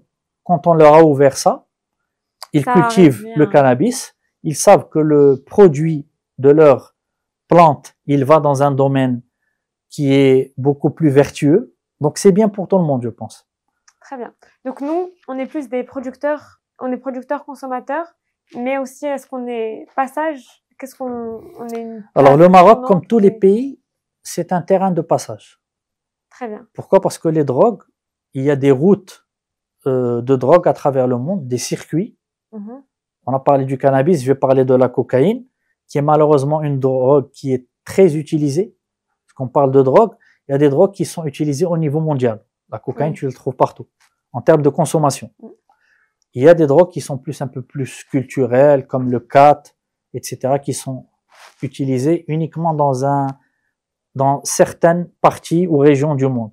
La cocaïne, on en trouve partout actuellement dans le monde, qui vient d'une plante naturelle, mais qui est quelque peu transformée. C'est pas comme les drogues chimiques, comme les méthamphétamines, comme par exemple ce qu'on appelle l'ecstasy, toutes les drogues existantes que l'on trouve dans le domaine des boîtes de nuit, musique, etc. Et donc la cocaïne, il y a des circuits mondiaux de la cocaïne. Tout simplement parce que la drogue, comme tout produit marketing, suit la demande. La demande existe où? Existe partout dans le monde. Donc, c'est une matière que l'on va trouver partout dans le monde. Tant qu'il y a de la demande, il y a de l'offre. Pourquoi le Maroc? Peut-être par sa position géographique qui est excellente par rapport aux investissements, on en a parlé au début de l'émission, mais par rapport à la cocaïne, le Maroc se trouve entre l'Afrique et l'Europe du Sud, l'Espagne, la France, qui sont des marchés de consommation très importants.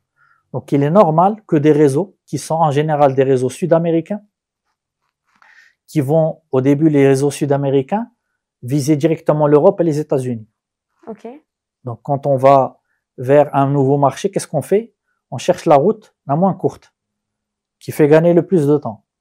Sauf que, comme tous les bateaux qui provenaient de l'Amérique du Sud, essentiellement du Brésil, Colombie, Venezuela, etc., étaient massivement contrôlés, donc ils ont choisi de passer par une route alternative. Et quand je dis l'Afrique, c'est tous les pays d'Afrique qui sont ciblés. Donc on a plusieurs cargos qui vont passer par l'Afrique, peut-être, je dis n'importe quoi, au-dessus du golfe de Guinée, Afrique de l'Ouest, Afrique subsaharienne. D'ailleurs, je rappelle ici qu'il y avait une affaire qui remonte à plus de 10 ans, où on avait eu un avion de ligne, un Boeing, rempli de cocaïne, qui a atterri au Mali, dans le désert, et puis après, les autorités sont venues, ont trouvé le Boeing vide, avec des traces de cocaïne, et imaginez tout ce qu'un Boeing peut porter comme kilos ou comme de tonnes de cocaïne, qui est passé par différents pays, et qui sûrement a répondu aux besoins des marchés locaux, mais aussi du marché final qui est l'Europe. Donc en fait, c'est un phénomène global. Tous les pays sont touchés par ce problème du trafic de drogue. C'est un trafic aussi qui est très lucratif pour les criminels. Pourquoi? Parce que le criminel, qu'est-ce qu'il cherche? L'argent. In fine, l'argent.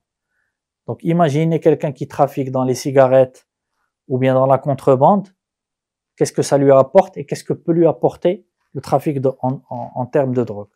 Donc c'est juste une question lucrative, et tous les réseaux qui ont les moyens de s'adonner à ce trafic le font parce que c'est très lucratif et parce qu'il y a un marché qui existe au niveau de tous les pays au monde.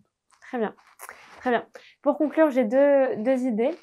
La première, c'est celle du curseur. Où est-ce qu'on place et comment les politiques publiques sécuritaires devraient être mises en place au Maroc. Donc, est-ce qu'on devrait renforcer la sécurité, avoir des politiques qui sont plus dures et, tu vois, couper la main aux voleurs, la peine de mort pour les violeurs, je dis n'importe quoi, vraiment. mais voilà, avoir une politique qui est plus dure. Être plus Voilà, ou avoir justement une politique qui est plus légère. Donc ça, je trouve que c'est très important, et j'invite les auditeurs à donner leur idée sur où mettre le curseur. Et après, toi, tu mettrais le curseur où en une phrase? Je trouve qu'actuellement, la politique en matière de sûreté et sécurité au Maroc, la politique judiciaire, elle est judicieuse. Très bien. Pourquoi? Parce qu'on est, par rapport à d'autres pays musulmans, sans les citer, je pense que tout le monde a compris, aller dans l'extrême n'est pas bon. Parce que, d'ailleurs, cette politique, dans des pays on coupe des mains, qu'est-ce que ça a eu comme résultat? Est-ce qu'il y a moins de voleurs? Est-ce qu'on est parvenu à lutter contre les vols et la criminalité? Non. Puisque chaque mois, chaque année, on continue à couper des mains, à couper des têtes. Ok, c'est bon, ça va. Enfin, c'est juste question de, comment dire, est-ce que c'est efficace, finalement? Je trouve pas. Les États-Unis ont une politique très répressive chaque année, et pourtant, c'est le pays, à part l'Amérique du Sud, que je mets à côté, et les pays où il n'y a pas de sécurité, comme les pays du Sahel où il y a beaucoup d'attentats terroristes, c'est les pays où il y a le plus de meurtres, c'est les États-Unis. Donc on a cet exemple, on a l'exemple de pays de l'Europe où peut-être la politique judiciaire, la politique pénale est un peu plus souple, mais pour moi elle est laxiste. D'accord. Parce qu'on voit des gens qui sont multirécidivistes et que l'on met en prison pour des actes assez graves et qui prennent 3 mois, 6 mois. C'est vrai qu'on a l'impression qu'au Maroc, c'est long. Hein. Ouais. Est-ce que ça défend? Parce que je suis d'accord pour la défense des droits de l'homme. C'est tout à fait noble et c'est tout à fait culturel, admis chez nous. Culturellement, comme je disais, je vais me répéter, notre madhab religieux, c'est la tolérance. Mais est-ce qu'on ne va pas pénaliser aussi le citoyen lambda? Si on n'est pas peut-être assez juste dans la réponse, dans la punition, dans la sanction, est-ce qu'on ne va pas encourager en quelque sorte les délinquants, etc., à agresser, à voler, etc. Et où est le rôle de la justice? Très bien. C'est des réponses un peu... Non, mais c'est clair. À notre échelle, et pour moi c'est la question la plus importante, qu'est-ce qu'on pourrait faire pour se sentir plus en sécurité? Au Maroc. Parce que, juste pour dresser un peu le portrait, maintenant, qu'est-ce qu'on demande, nous, en tant que citoyens? Quelles sont nos revendications? Nos revendications, c'est de pouvoir aller à l'école tout seul, à pied, en vélo, en se sentant en sécurité. C'est de pouvoir marcher à n'importe quelle heure du jour ou de la nuit, tout en étant en sécurité. Qu'importe le genre, l'habit ou la classe sociale. Ou l'endroit géographique. Comme tu as dit, est-ce qu'on est à Rabat ou est-ce qu'on est dans un petit patelin? Exactement. Et c'est d'avoir que ce sentiment de sécurité, il soit tout le temps, que tu n'aies pas peur que tu puisses laisser, nous on pousse à l'extrême, alors que c'est pas l'extrême, pas forcément, mais tu vois, c'est un modèle vers lequel on peut tendre. On dit, nous au Maroc, dans 5 ans, on veut que tout le monde laisse sa maison ouverte et que tout le monde n'ait pas peur de laisser sa maison ouverte. Et tu vois, c'est vers quoi on veut tendre et nous, qu'est-ce qu'on peut mettre en place pour pouvoir se sentir en sécurité. Je vais donner juste un exemple qui est palpable. Mes parents vont me tuer s'ils entendent ça, mais c'est l'occasion. Je prends toujours des gens en stop à côté de chez moi. Parce qu'en fait, j'habite vers une perpendiculaire à une nationale. Donc, كتلقى الناس جايين من دواور ولا شي حاجة ما عندهمش طوموبيل وكيتمشاو كيلومتر جوج 3. Alors que toi, en voiture, ça prend 3 minutes. Et donc, je prends des femmes âgées ou des enfants. Et tu vois, j'aimerais les prendre avec moi dans la voiture. Que ce soit un homme, une femme, sans crainte. Bien voilà. Sûr. Donc, qu'est-ce que nous, à notre échelle, on peut mettre en place pour tendre vers ça? Je pense que tu as mis le doigt sur un point très, très, très précis de la sécurité au Maroc. C'est la sécurité qui concerne les femmes. On le dit ouvertement. On en a discuté hier dans notre premier contact téléphonique. Et je t'ai dit que moi, j'étais un ancien sécuritaire. Et pour moi, avec l'exercice de ma fonction, je pensais objectivement, c'est-à-dire c'est pas une question corporatiste. Parce que comme je te l'ai dit, j'ai échangé avec des policiers, des responsables de la police, de la gendarmerie dans d'autres pays. Et quand ils viennent au Maroc, ils me disent que le Maroc est sécurisé. Sauf qu'il y a un aspect de la sécurité au Maroc qui est réel et où on a beaucoup de retard. Et tu m'as posé cette question sur le genre. J'ai une petite sœur qui est beaucoup plus petite que moi et qui vit en France depuis une dizaine d'années. Et elle m'a fait c'est son témoignage et elle me dit, en France, quand je sors, aucun homme ne me harcèle. Et c'est une réalité au Maroc où une femme qui sort, sans qu'elle se fasse harceler, on va dire physiquement, c'est juste un harcèlement, enfin tu vas mieux l'expliquer que moi. Le fait de siffler une fille, voilà. Et ma sœur me dit que quand je suis à Paris, personne ne m'embête. Au Maroc, c'est le terme exact. L'harcèlement de rue fait que nous, on sort pas quand on veut, comme on veut, habillé comme on veut. Et c'est stigmatisant parce que ça touche. sa mobilité, en fait. Ça veut dire que si tu veux prendre un taxi, tu veux partir quelque part, je suis tout à fait tu vas pas aller dans ce quartier et tu vas pas faire des opportunités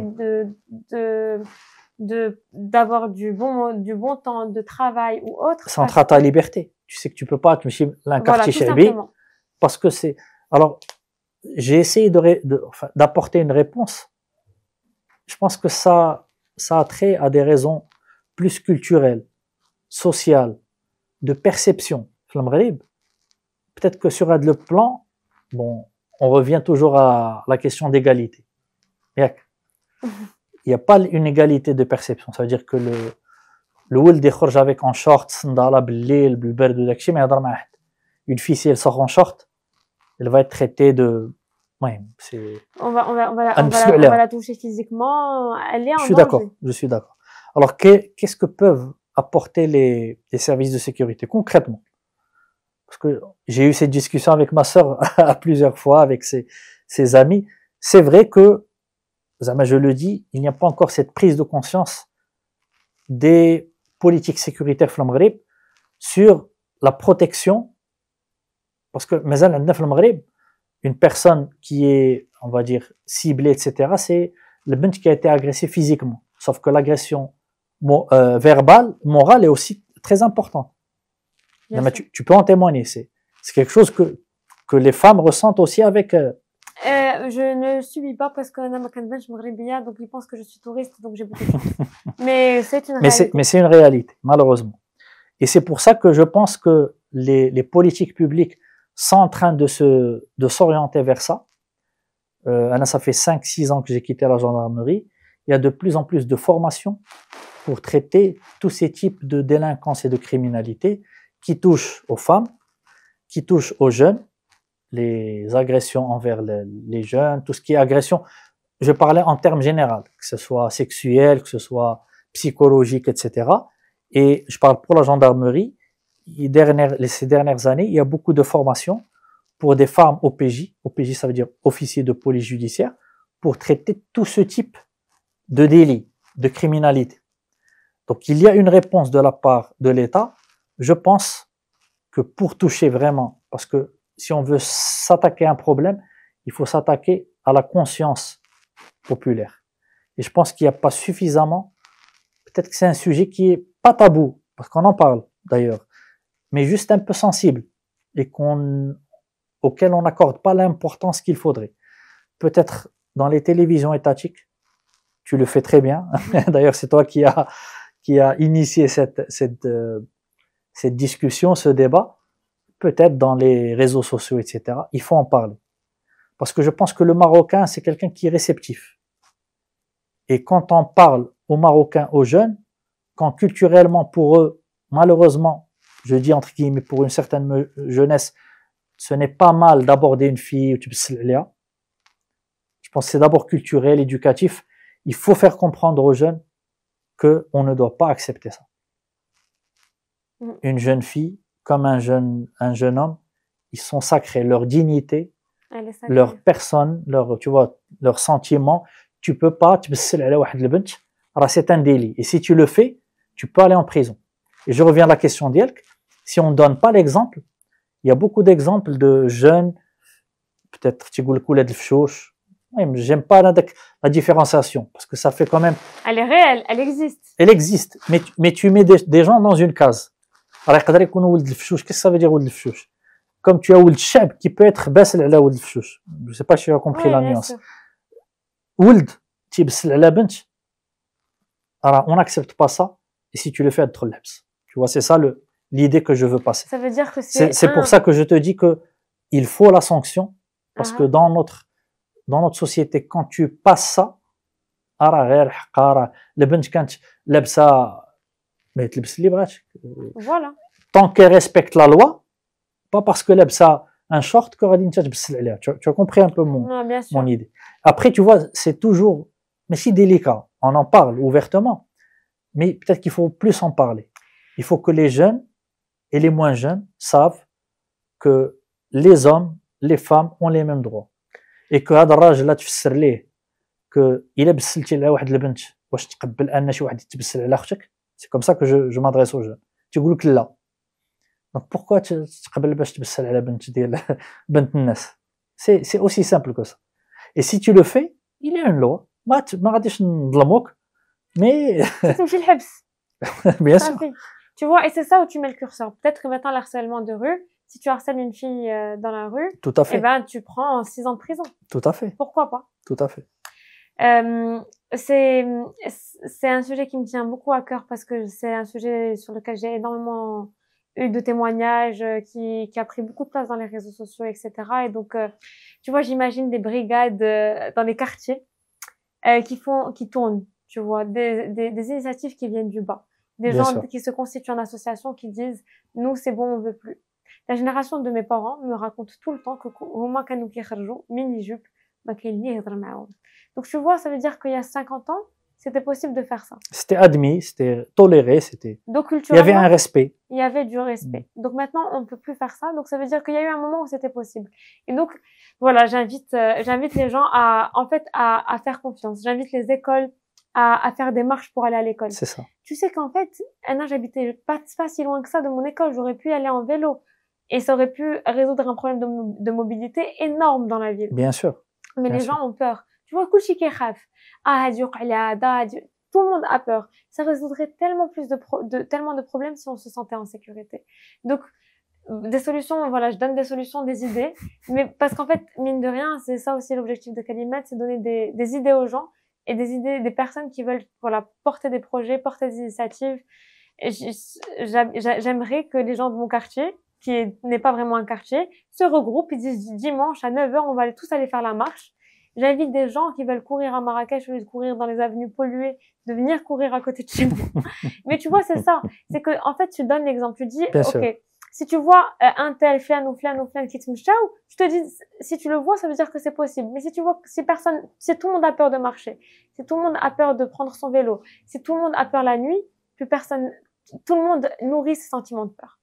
Donc, en fait, tu vois, c'est à nous de dire, on décide de ne plus avoir peur. On décide d'aller marcher en famille dans un endroit où on n'est pas censé marcher. S'il n'y a pas l'éclairage public, on a des personnes qui sont une pilfine, on a Al-Mqaddam, tu l'appelles, tu lui dis, moi je paye mes impôts, pourquoi il n'y a pas de don?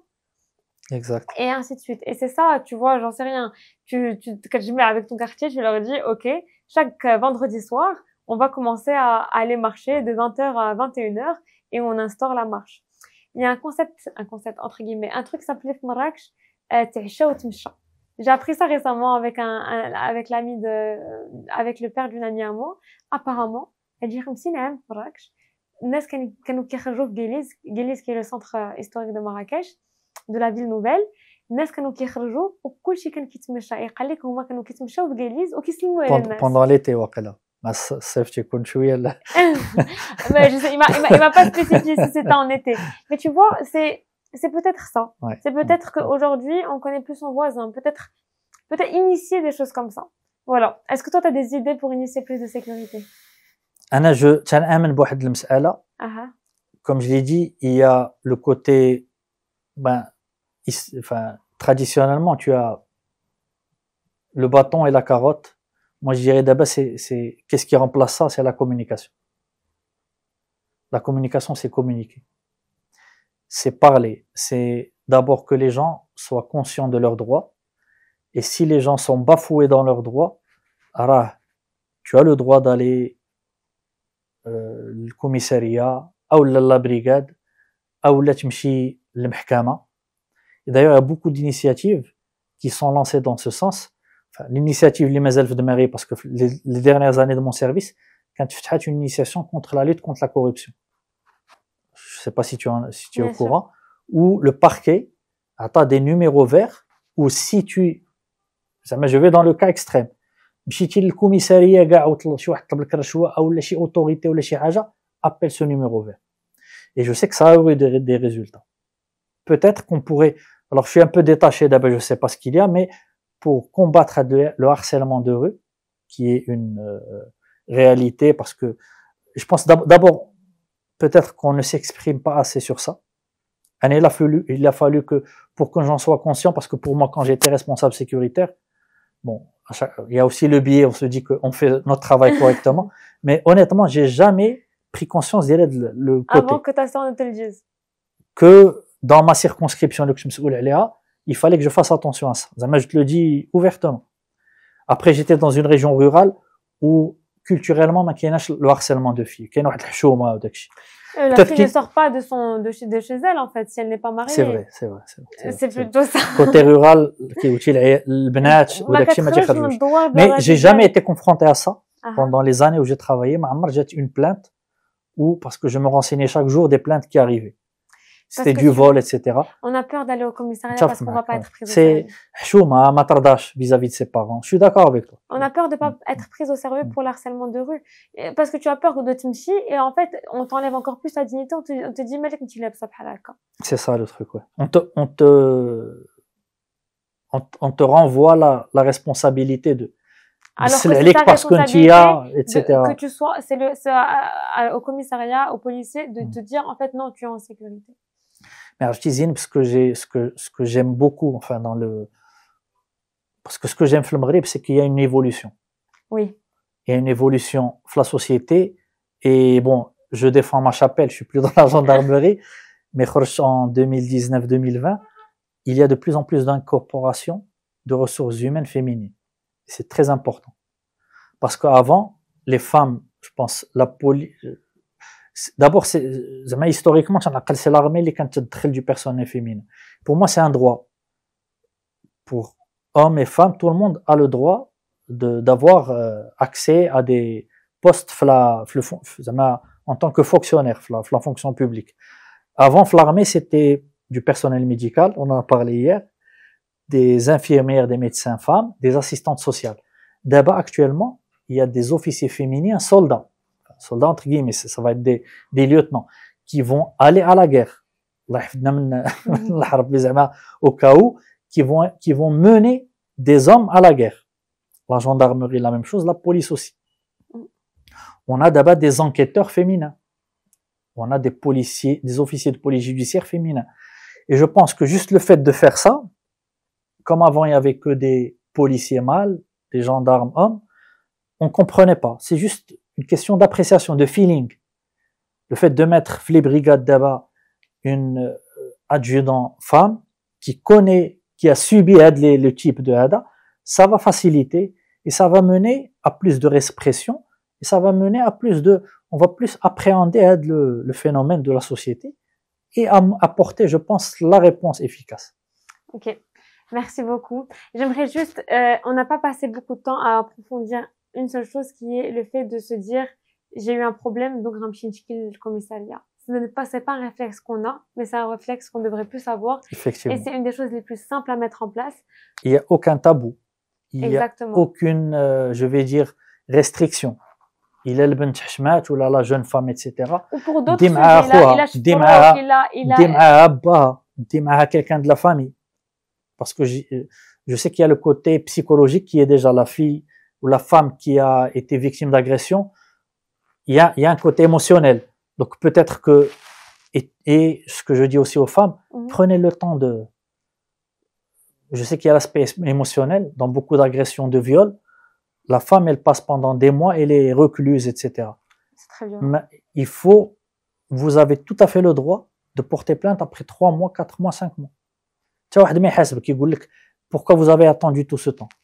Parce qu'une personne qui est victime de ce type de harcèlement, ça a un impact psychologique très fort. On a travaillé avec des médecins, psychologues. Alors, on comprend tout à fait que c'est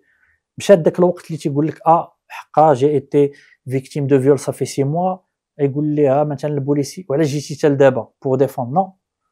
Tu as le droit de porter plainte le jour où tu te sens assez forte pour le faire. Parce que c'est pas simple.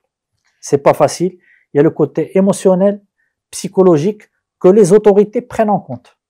N'hésitez jamais qu'on conclue sur ça parce qu'en fait, c'est ayez confiance aux institutions publiques parce que si vous n'avez pas confiance, en fait, que ce soit aux personnes responsables, aux autorités, que les autorités, elles fassent confiance et elles prennent aussi en compte toute la responsabilité qu'elles ont, et aussi aux citoyens de faire confiance aux institutions parce que voilà, si les institutions ne fonctionnent pas, utilisez le numéro vert. Et en fait, c'est la première étape à se dire je fais confiance, je crois qu'il y a une justice. Nizar, merci beaucoup. Merci à toi, Zineb. Merci de m'avoir donné l'occasion de parler de sujets assez sensibles avec ta manière, avec ta... je te remercie. Merci beaucoup. À bientôt sur Kalimat. Si l'épisode vous a plu, je compte sur vous pour le partager à vos amis, à votre famille et à vos proches. Et à bientôt sur Kalimat.